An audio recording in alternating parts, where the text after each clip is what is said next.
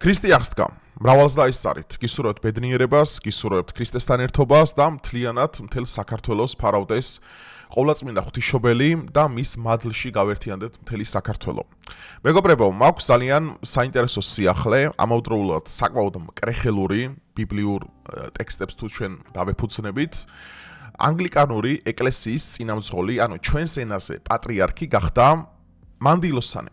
ანუ ქალი გახდა 110 მილიონ მორწმუნეზე მეტი, ანუ მამრევლის სულიერი ლიდერი, რაც არის ბიბლიურად მკრეხელობა, იმიტომ რომ მეორე ტიმოთეს წერილში წერია ასეთი რამე, რომ ქალს არ უაძლევს სწავლების უფლებას და ის უნდა იყოს მდუმარე. ნუ რა თქმა უნდა, ეხა ეს არის თავისი განმარტებით ის იმას კიანიშოს, ქალმა არ უნდა ისწავლოს და გაუნათლებელი უნდა იყოს, არა, არამედ საეკლესიო ევქარისტიის აღსრულების უფლება ქალს არ აქვს ქრისტიანულად.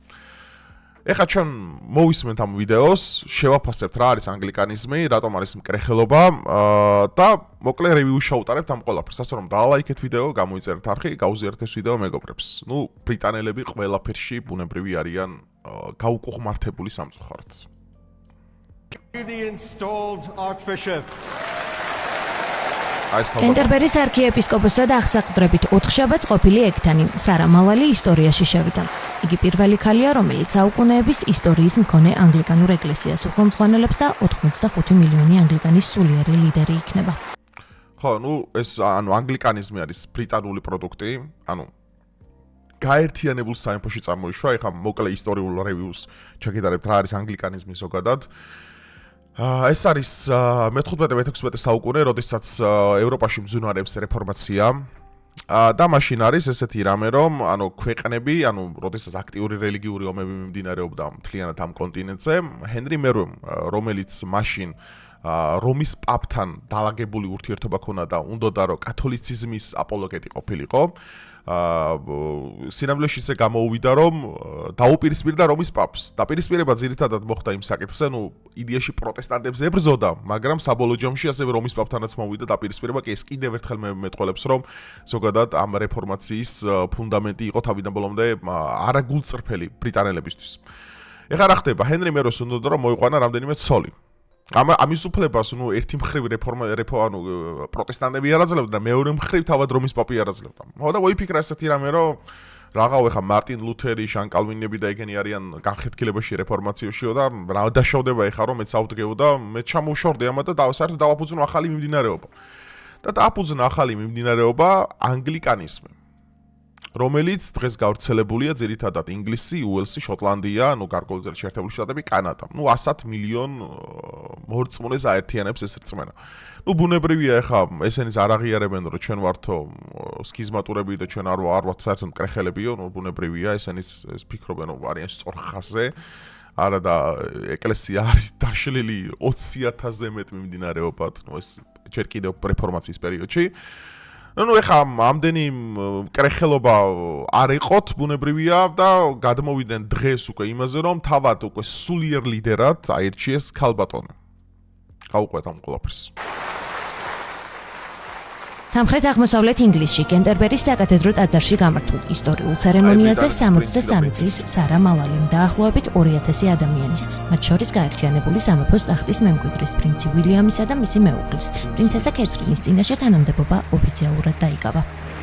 გამომგზავნეს როგორც არქიეპისკოპოსი, რომ მოგემსახუროთ ვიქადაგო ქრისტეს სიყვარული, თქვენთან ერთად ვეთაყვანო და მიყვარდეს იგი მთელი გულით, სულით, გონებითა და ძალით. განაცხადა სარა მალალიმ, როცა ტრადიციისამებრ ტაძრის გარზე დაკაკუნებისა და შესვლისთვის ნებართვის თხოვნის შემდეგ ადგილობრივი სკოლის მოსწავლეები შეეგებნენ და მოსვლის მიზეზი ჰკითხეს. ეს ეკლესია კი ჰოგვარტსი მგონი, ჰარი პოტერში რო არის, ხო ისეთ ჰოგვარტსის ექსპრესი და ჰოგვარტსის შენობა. დაახლოებით ანგლიკანურ ეკლესიის, კენტერბერგის ტაძრის არქიტექტურას, ზოგადად თვითონ ვიზუალს და იმას ხო ხუროთმოძღვრებას აქვს. ჩვეულებრივად ჰოგვარტსის ვაიბები, ჰოგვარტსი როგორც ჰარი პოტერში დაახლოებით ეგეთი რამე ხა. თვითონ ამ ქალბატონსაც. მოგვიანებით არქიეპისკოპოსი ორ სხვადასხვა ტახტზე დააბრძანეს. ეს სიმბოლურად გამოხატავს ამ თანამდებობასთან დაკავშირებულ ორმაგ პასუხისმგებლობას. ერთი მხრივ კენტერბერის ეპარქიის ეპისკოპოსობას, მეორე მხრივ კი სულიერ ლიდერობას მთელ მსოფლიოში მცხოვრები ანგლიკანებისთვის. ეხა რაზე მაქვს მე საუბარი, რაზე უნდა გავამახვილოთ ყურადღება. ანუ არსებობს დოგმები. არსებობს დოგმატიკა, არსებობს კანონიკა, ხო? მით უმეტეს იმ რეფორმაციის წიაღში წარმოშობილი მიმდინარეობა, რომელიც იდეაში, ანუ თავიანთი ფუნდამენტიდან გამომდინარე, რასაც რეფორმაცია დგას, ანუ sola scriptura, ხო? ანუ მხოლოდ ბიბლია. თორე ჩვენ მართლმადიდებლები, როგორც ბიბლიაში წერია, ვაღიარებთ არა მარტო ბიბლიას, არამედ წმინდა გარდამოცემასაც, რადგანაც ბიბლიაში მკაფიო წერია. ასეთი რამ, რომ მიგიღიათ ჩემი ცოდნა, როგორც წერილით, ასევე გარდამოცემით. ეს არის მართლმადიდებლური სწორხაზოვანი ტრადიცია. ანუ ეხლა დავესესხები და თვითონ ამათი ფუნდამენტიდან ამოვარდ, ძალიან საინტერესო, ანუ ბიბლია რომ ამას წაკითხული ქონდეთ. ანუ წაკითხული მე რა თქმა უნდა წაკითხული ექნება, ამაზე ვისეპარება იწვი. ამაზე არც ვადანაშაულებ, მაგრამ რომ ვიყოთ უფრო მეტად გულწრფელები. გულწრფელები რაში? ესაა ძალიან საინტერესო. რომ ბიბლიაში მკაფიოდ არის ამაზე ჩამოყალიბებული საეკლესიო დოგმატი, რომ არ ეძლევა ქალს სწავლების უფლება, რადგანაც ქალი იყო ვინც პირველი შესწოდა. ნუ ეს არის ლოგიკა მთელი ბიბლიის. რატო? აქ არ არის რა თქმა უნდა ნათქვამ იმაზე, რომ ქალი გაუნათლებელი უნდა იყოს, რადგან ეს ესმით ხოლმე და ეს არის კრეხელობა, აბსოლუტურად კრეხელობა, აბსოლუტურად უცოდინრობა და უვიცობა, რადგანაც ქალი არის აღმატებული ქრისტიანულად, დედა ღვთისმშობლის მაგალითზეც, რადგან ეს არის ანუ არსება, რომელმაც მუცლად მიიღო მაცხოვარი, შობილი და არაქმნილი, ეს არის უდიდესი მადლი, რომელიც დაიტია ქალის ბუნებამ და ღვთისმშობელზე მაღალი, ანუ ცოცხალთან მყოფ შორის, ვინც კი ისტორიაში ყოფილა, ღვთისმშობელზე მაღალ არავინ დგას. არავინ არ დგას. მის მაღლა რა თქმა უნდა არის ქრისტე, შობილი და არაქმნილი, კიდევ ერთხელ ვიმეორებ, ღმერთი, რომელმაც მიიღო მატერია, ანუ განსხეულდა. მის მერე ღვთისმშობელზე მაღალი არავინ არ არის, რადგან მათ მუცლად იყო ნაყოფი და იშვა ქრისტე. ეხლა ძალიან საინტერესო ლოგიკა არის ყველაფერში, რომ არ ვაძლევს სწავლების უფლებას. აქ რა თქმა უნდა ნაგულისხმები არის საეკლესიო ევქარისტიის აღსრულება, როგორიც არის მაგალითად ნათლობა, როგორიც არის მაგალითად ჯვრისწერა. ძალიან ბევრი სხვა რაღაცა, რაც გავრცელებულია ძირითადად საეკლესიო, ანუ როგორ შეიძლება ჩვენ ყველაფერს მოდი პროტესტანტული დეფინიცია მივცეთ, რომ ამათივე ლოგიკაში გავაბათილოთ ეს არგუმენტი, ხო? ანუ ის რომ შენ ევანგელია მოახდინო ქალმა, ამის უფლება არ აქვს, ქალს არ აქვს, ევანგელია არ აქვს. პროტესტანტულ ეკლესიაშიც არის ქალი, ხო? ლიდერი, ჩვენ საქართველოშიც არის, რომ სულიერი ლიდერი არის, ხო? რაც არის, აი, პირდაპირ ბიბლიური ტექსტის უგულებელყოფა, ანუ პირდაპირ შენ უგულებელყოფ რა წერია წმინდა წერილსა და სახარებაში. ანუ აი, ბრიტანელები ხო ყველაფერში უკუღმართები არიან დღეს. ანუ აბსოლუტურად. მათი პრემიერის რეიტინგი არის ისტორიულ მინიმუმზე. აქვს როგორც ლტოლვილთა, ასევე არალეგალთა კატასტროფული მაჩვენებელი ისტორიაში, რადგან ყოველდღიურად 1000-ზე მეტი არალეგალი მიგრანტი კვეთავს გიბრალტარის სრუტეს და შედის და საკუთარ ესე თქვა ერთგვარ თავშესაფარს ეძებს, რომელიც შემდგომ ვლინდება რომ სოციალიზაციას ვერ ახდენენ და გადადის ეს კრიმინალში და დღეს ინგლისში და ზოგადად დიდ ბრიტანეთში არის კატასტროფულად 54.5%-ით მომატებული არალეგალი მიგრანტების მიერ ჩადენილი ეგრეთ წოდებული რენდომ კრიმინალი, რომელიც მარტივად იშიფრება რომ აი ლონდონში რო გაისეინო, უბრალოდ შეიძლება დანა ვიღაცამ დაგარტყას. ამის კადრებიც არსებობს, რომელიც საკუთარ X-ზე მაქვს გაზიარებული. ბრიტანეთს რომელსაც აქვს ამდენი პრობლემა, მათ შორის მათი მთავარი BBC და CNN-ი, მათი მთავარი მედია CNN, რომელიც არიან არაერთ სკანდალში გახვეულები, ტყუილებისა და დეზინფორმაციის ტირაჟირებისთვის, სადაც ამერიკის ამჟამინდელმა ადმინისტრაციამ უშივლა. აი ამ დონის ქვეყანაზე მაქვს ეხლა მე საუბარი, ხო? რომელიც სამწუხაროდ დასანქცირებს საქართველოში არსებულ ორ მედია საშუალებას, ხო? იმედზე და პოსტივიზმზე მაქვს საუბარი. აი ხა უყურეთ, აი ამდენი გაუკუღმართება რო გაქვს, ანუ რაღა შეიძლება შენ გააკეთო ამაზე უარესი და რა უნდა გააკეთო და აირჩიო სულიერ ლიდერად ქალი ანგლიკანურ კენტერბერგის სეულ ეკლესიაში. და მავალის წინამორბედი ჯასტინ უელბი 2024 წლის ნოემბერში ინგლისის ეკლესიის ხელმძღვანელის პოსტიდან ძალადობასთან დაკავშირებული სკანდალის ფონზე გადადგა. ეს მას შემდეგ მოხდა, რაც გამოძიება მაჩვენა, რომ ინგლისის ეკლესიამ 1970-იან წლებში მომხდარ სერიულ ძალადობას ხელი დააფარა. ჯასტინ უელბიმ ძალადობის შემთხვევების შესახებ 2013 წელს გაიგო, თუმცა შესაბამისი უწყებებისთვის არ შეუტყობინებია. ანუ აქ ძალადობა კი არა, პედოფილია კი არა, აი ისეთი სკანდალებია ინგლისის ეკლესიაში მომხდარი ისტორიაში, უბრალოდ აი დაჟე ჩემნაირ გაბედულ ადამიანსაც კი არ შეუულია ვიდეოში ყველაფერი თქვას, აი დაჟე ჩემნაირსაც კი არ შეუულია ყველაფერი ციტირება მოახდინოს რებიმ სმენია ზოგადად ინგლისურ ეკლესიით. მაგრამ anyway ხალხნო ეს არის რეალურად ლუსტრაცია.